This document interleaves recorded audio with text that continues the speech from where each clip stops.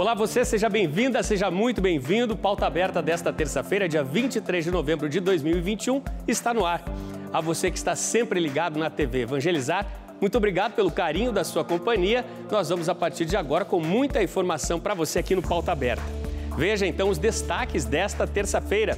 Liberada pela China apenas a importação da carne bovina brasileira com certificado emitido até o começo de setembro. Já são 80 dias de bloqueio ao produto do Brasil e prejuízos aos produtores.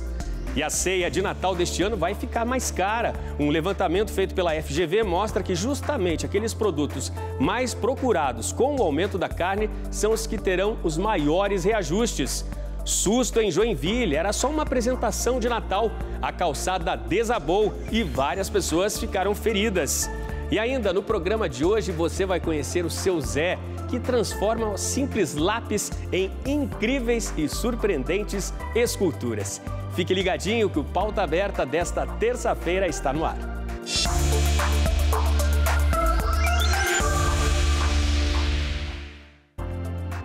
Hoje completa 80 dias de suspensão das exportações da carne bovina brasileira para a China. E hoje um pequeno alívio. Autoridades do país asiático liberaram apenas a importação daqueles lotes com certificado confirmado antes do embargo, feito lá no começo de setembro. Veja na reportagem. Autoridades chinesas liberam a importação de lotes de carne bovina que tiveram a certificação feita antes do dia 4 de setembro. A suspensão das exportações da proteína brasileira para a China completa 80 dias. Os embarques para o país asiático, que é o maior comprador do Brasil, foram interrompidos no dia 4 de setembro, após notificação de 2 casos atípicos de vaca louca nos estados de Minas Gerais e Mato Grosso. A Organização Mundial da Saúde Animal afirma que as ocorrências não representam risco para a cadeia de produção bovina brasileira, mas um protocolo sanitário chinês prevê a interrupção em caso de qualquer identificação da doença. Com o embargo, as exportações totais de carne do Brasil caíram 43% em outubro para 108,6 mil toneladas, na comparação com o igual mês do ano passado, segundo a Associação Brasileira de Frigoríficos.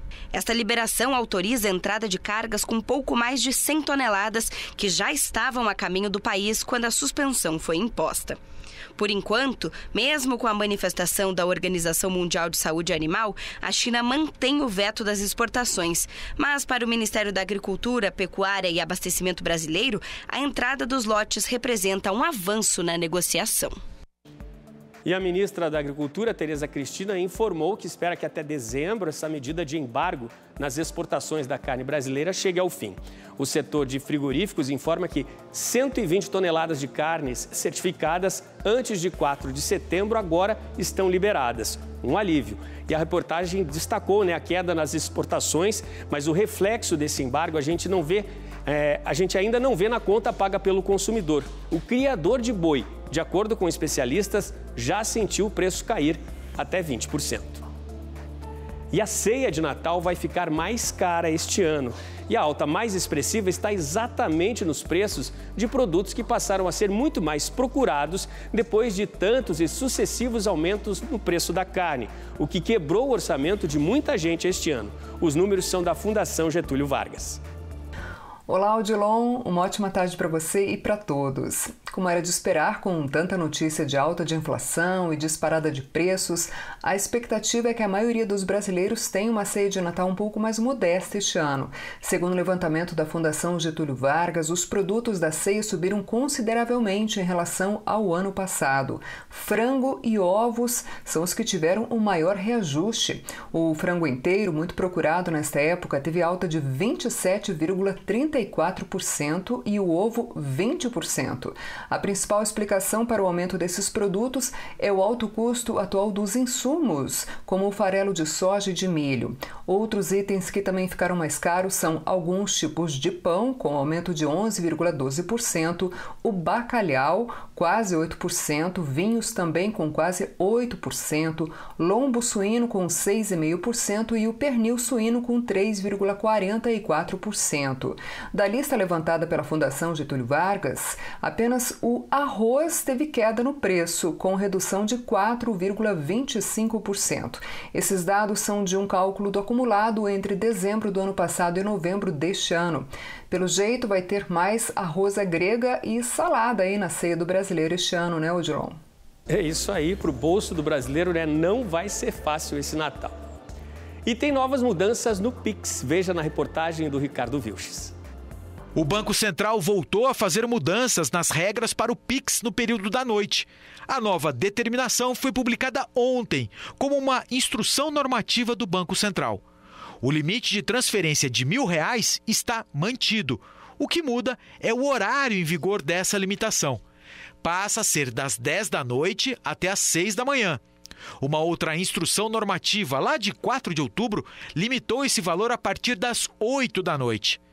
A extensão desse horário atende a pedidos de bancos, que constataram reclamações de clientes. Boa parte deles tem o hábito de fazer transações financeiras entre as 8 e 10 da noite, e o limite de Pix era um problema. Agora, cada banco vai adotar um calendário próprio para fazer essa mudança, e o cliente vai poder optar por essa limitação. Esse limite de transferências e pagamentos foi uma das medidas anunciadas pelo Banco Central para tornar o Pix mais seguro. A intenção é reduzir a vulnerabilidade dos sistemas contra as ações dos criminosos. As polícias de todos os estados vêm registrando o crescimento do número de golpes e fraudes. Mais segurança agora. E ontem, numa noite que era para ser apenas de luzes para celebrar a chegada do Natal em Joinville, tudo terminou num enorme susto. Durante uma apresentação de Natal, uma calçada simplesmente cedeu e as pessoas caíram em um rio. Vários vídeos na internet mostram o momento do acidente. 21 adultos e uma criança de 9 anos foram encaminhados ao hospital depois da queda. Mas, de acordo com a prefeitura da cidade, não há vítimas graves. O caso ocorreu na Avenida Beira Rio, em Joinville, e a calçada que cedeu passa sobre uma galeria fluvial. Hoje pela manhã, uma perícia foi feita no local, onde 30 pessoas ficaram feridas. Enorme susto em Joinville, né? E agora, o que serão das próximas apresentações? Fica aquela pergunta, né? Que bom que não houve ninguém mais gravemente ferida, mas fica essa situação, né? Muito preocupante aí do acidente que aconteceu no Natal, que era para ser, na noite, que era para ser de luz, né? E de festa em Joinville. Nesta semana, a Cruz Vermelha Internacional deu um alerta sobre os efeitos socioeconômicos devastadores que vieram com a pandemia. São efeitos que vão muito além das milhões de mortes no planeta, consequência muito triste da pandemia de Covid-19. Além de provocar milhões de mortes e afetar as economias e sistemas de saúde, a pandemia de Covid-19 tem consequências socioeconômicas devastadoras. O alerta foi feito pela Cruz Vermelha, que destacou que a situação é ainda pior para mulheres imigrantes. Em seu relatório mais recente, a Federação Internacional da Cruz Vermelha e do Crescente Vermelho alerta que as consequências da pandemia impactaram de forma desproporcional os setores mais vulneráveis.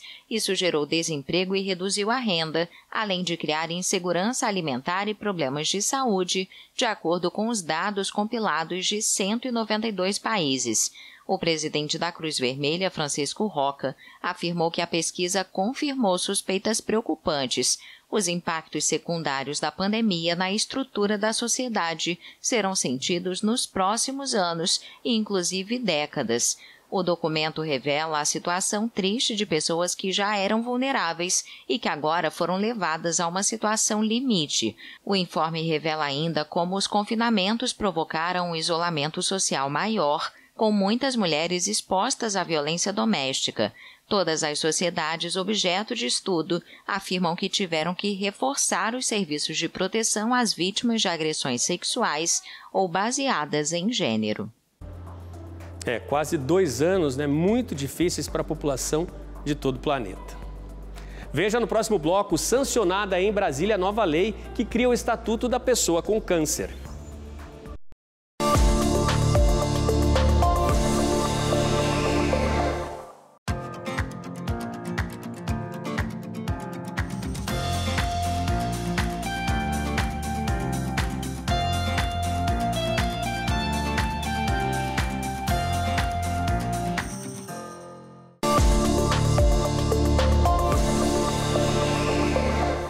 Pauta Aberta de volta para este segundo bloco, 5 horas, 2 minutos agora. E vamos para Brasília, porque foi sancionada em Brasília, na capital federal, a lei que cria o Estatuto da Pessoa com Câncer. O texto já foi publicado no Diário Oficial da União. Com a nova lei, está criado e instituído o Estatuto da Pessoa com Câncer. A meta é criar e efetivar políticas públicas de prevenção e combate à doença. Com a publicação, passa a ser obrigatória a garantia de atendimento integral pelo SUS, o Sistema Único de Saúde. E isso abrange atendimento médico, psicológico, acesso a procedimentos específicos, medicamentos. O texto, com todos os detalhes, foi publicado no Diário Oficial de ontem e já está em vigor. Com a nova lei, tornam-se direitos fundamentais dos pacientes com câncer o diagnóstico precoce, o acesso a tratamento adequado, o acesso a informações transparentes sobre a doença. De acordo com o texto, também são garantidos aos pacientes assistência social e jurídica. Para jovens e crianças, o tratamento prevê atendimento educacional em classe hospitalar ou em casa. Torna-se dever do Estado garantir políticas públicas e campanhas de prevenção que tragam alerta sobre os riscos da doença. A lei também prevê a troca de informações do Brasil com outros países, de organizações brasileiras com organizações internacionais para o desenvolvimento de novas tecnologias, de novas terapias no combate à doença.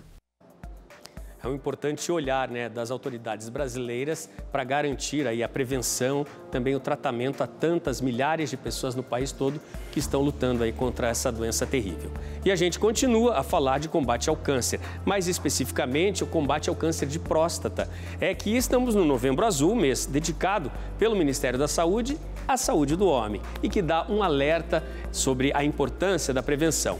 A gente sempre tem que lembrar, trazer o alerta, porque os homens, muitos deles, vão sempre deixando tudo para depois e precisa se prevenir.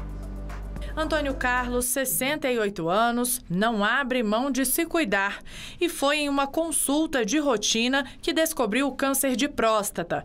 Ele acredita que o diagnóstico precoce e o apoio da família aumentaram suas chances de cura. Essa cirurgia hoje está com 1 ano e 10 meses de cirurgia e eu estou muito bem, sem nenhuma sequela. Segundo o Instituto Nacional do Câncer, o INCA, o câncer de próstata é o segundo mais comum entre homens no Brasil, atrás apenas do câncer de pele não melanoma.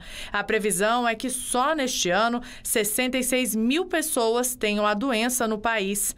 Histórico familiar, obesidade e sedentarismo aumentam o risco de desenvolvimento da doença. Homens negros sofrem maior incidência desse tipo de câncer. Na fase inicial, o câncer de próstata não apresenta sintomas. Por isso, é fundamental que homens com 45 anos, que fazem parte do grupo de risco, e os acima de 50 façam acompanhamento anualmente. Em 90% dos casos em fase inicial, o câncer de próstata pode ser curado. O tratamento mais indicado é a cirurgia radical da próstata, mas tudo vai depender em que estágio a doença foi diagnosticada. Por isso, o diagnóstico precoce é muito importante para permitir o melhor tratamento. Embora seja uma doença comum, muitos homens, por medo ou desconhecimento, preferem não conversar sobre o câncer de próstata. O diagnóstico mais preciso é feito a partir de exames de sangue, imagem e toque digital. O preconceito costuma ser um vilão, por isso a campanha Novembro Azul promove a conscientização para o câncer de próstata e destaca os riscos da falta de acompanhamento médico. Todas as campanhas que fazem com que o conhecimento de uma determinada doença chegue até a população são sempre muito positivas. O Sistema Único de Saúde oferece exames e tratamento para o câncer de próstata. O Antônio, que conhecemos lá no início da reportagem, tem um recado para os homens. Eu recomendo a todos, homens, que realmente façam esse exame para prevenir o câncer. Tá dada então a dica importantíssima do Antônio aí a todos os homens que já estão nessa idade, 45, 50 anos, sobre a importância do exame, o exame do toque para prevenir aí o câncer de próstata. Mudamos de assunto agora. Um ano depois da morte do astro argentino Diego Armando Maradona, eu quero convidar você para dar um passeio rápido a Buenos Aires, cidade onde um menino pobre da periferia nasceu, cresceu e se tornou essa figura única, um gigante eterno dos gramados, uma pessoa tão questionada por suas atitudes fora dele. Em Buenos Aires, o craque que conquistou o mundo é celebrado em todas as formas de arte. Diego Armando Maradona está vivo em Buenos Aires. Murais com o rosto do ídolo podem ser encontrados em vários pontos da capital argentina.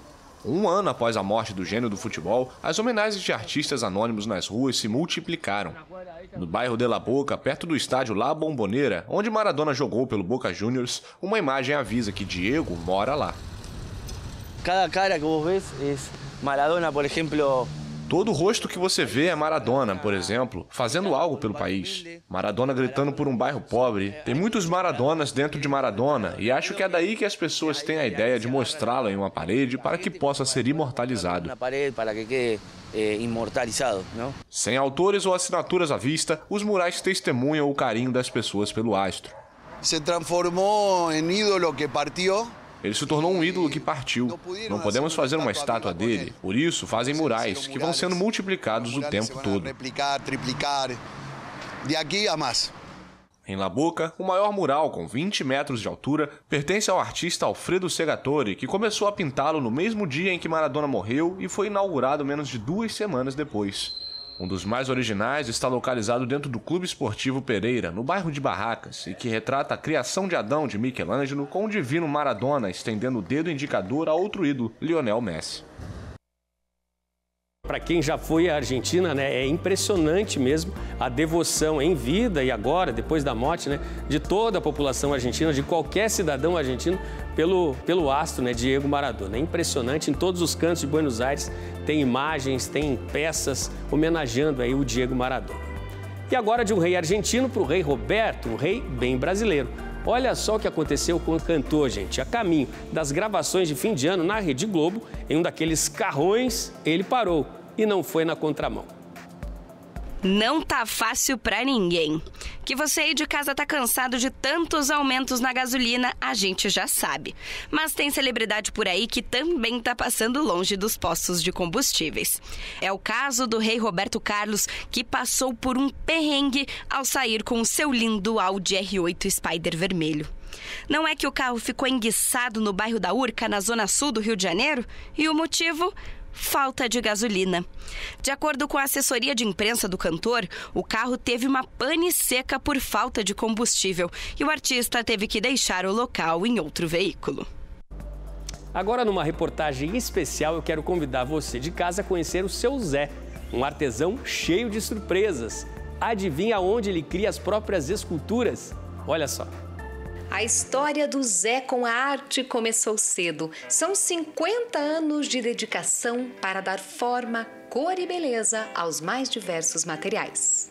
O espaço de trabalho do Zé é pequeno, no quarto mesmo, mas a criatividade dele não tem limites. Após trabalhar com tantos materiais, ele encontrou uma matéria-prima diferente, uma prova de que a arte não tem tamanho. Foi por necessidade, né? A madeira, as madeiras corretas são caríssimas, né? A matéria-prima boa de trabalhar, né? Principalmente esse lápis, né? Especificamente, né? E aí eu tentei, deu certo e aí agora é só lápis.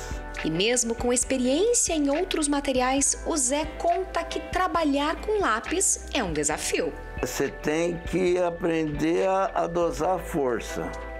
Né? Por ser pequeno, delicado, você faz força, né? Você faz força para trabalhar, mas tem que aprender a dosar a mão mesmo, né? Entende? Atento a ruídos, né? Tipo crack, clique, clocks, né? O artesão leva 2 horas para finalizar cada peça. São figuras de mais ou menos 2 centímetros com os mais variados temas. Tem figuras populares brasileiras, profissões e até santos. No caso dos santos, eles têm que ter alguma coisa que caracteriza aquele santo. Né? Tipo, São Francisco tem que ter uma pombinha e um cachorrinho, né? Que a pessoa bata o olho e saiba que é o santo. O trabalho do Zé já percorreu todo o Brasil e chegou até os Estados Unidos e a França. Uma trajetória que ele quer continuar escrevendo, ou melhor, esculpindo. Estudar, né? Treinar, adaptar. E o plano é continuar fazendo isso.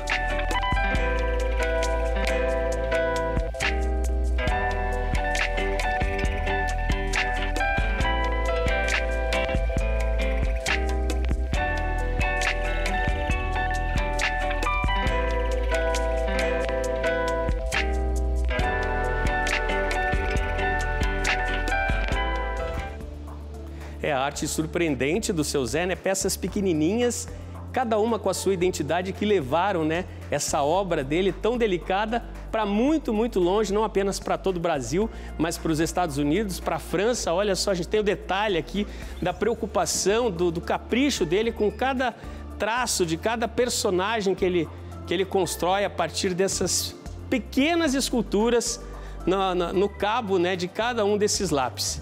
Impressionante o cuidado, o carinho que ele tem com esse trabalho, realmente surpreendente, inspirador, um trabalho muito bonito do seu Zé. Gente, com essas imagens encantadoras aí desse trabalho, Pauta Aberta de hoje se despede. A você de casa, muito obrigado pela sua companhia. A gente tem outro encontro marcado para amanhã à tarde aqui no Pauta Aberta, aqui na TV Evangelizar, e eu estou esperando você. Tchau, tchau.